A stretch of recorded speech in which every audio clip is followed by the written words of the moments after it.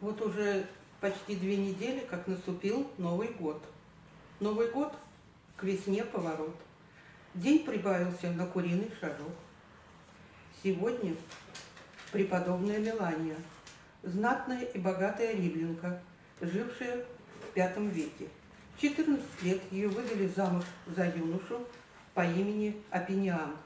Молодые супруги, желая посвятить свою жизнь служению Богу, много путешествовали по Африке и Святой Земле, молились и щедро помогали бедным.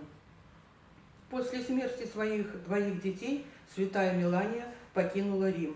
Она приняла монашество и затворилась в одинокой келье на горе Елеонской в Иерусалиме, в женском монастыре, основанном ею же. По молитве угодницы Божией совершалось много чудес.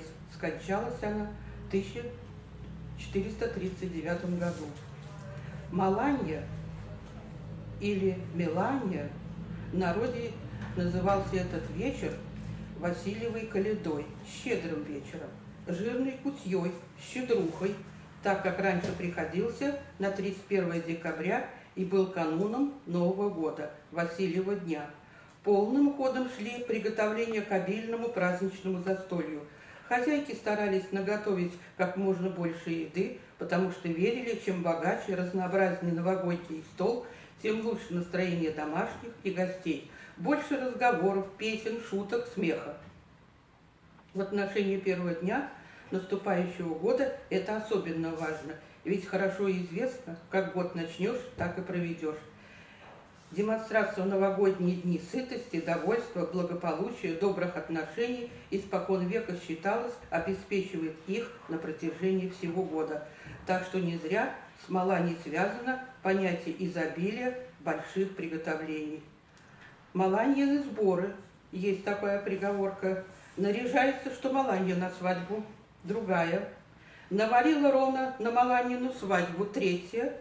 Маланья колбасы едят. Еще совсем недавно в южных регионах, на пограничье с Украиной и Молдавией, на Маланку, то есть День Святой Мелании, ряженая молодежь ходила по домам, угощалась пирогами, оладьями, колбасами и прочими щедротами, которыми почивали их хозяйки. За щедрость молодежь расплачивалась веселыми песнями и представлениями, разыгрывали, например, шуточную свадьбу Василия и Маланьи. Понятно, имя Маланиного жениха выбрано не случайно. За Маланьей наступал День святого Василия Кесарийского, открывавшего Новый год. Маланьина свадьба, следовательно, это нечто вроде символической встречи Старого и Нового года с обязательными пожеланиями счастья и урожая в наступающем году. В отдельных селах молодежь разыгрывала настоящие драматические представления, для которых готовились яркие театральные костюмы, маски, бутафория. Такое театрализованное действие включало в себя и трагические сцены, и комические, мистериальные и карнавальные элементы. В предновогодней суете не до наблюдений за погодой, но все-таки само собой обращалось внимание на ветер, силу мороза, яркость звезд. Если в ночь ветер дует с юга, год будет жаркий и благополучный. С запада к изобилию молока и рыбы. С востока жди урожая фруктов. От ясного звездного неба ожидают хорошего урожая гороха и чечевицы, но при этом замечают, если звезды к утру померкнут, то горох не дозреет благополучно. Вьюга накануне Васильева дня обещает большой урожай орехов. В сегодняшний день не произносит число, какой день по счету от Нового года.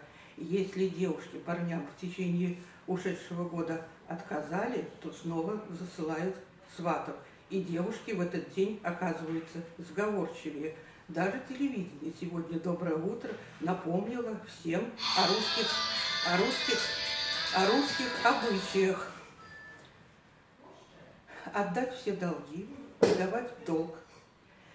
Так как я сегодня рассказываю об этом дне, хочу поздравить всех своих коллег от отдела обслуживания, библиотеку нового поколения со старым, новым года.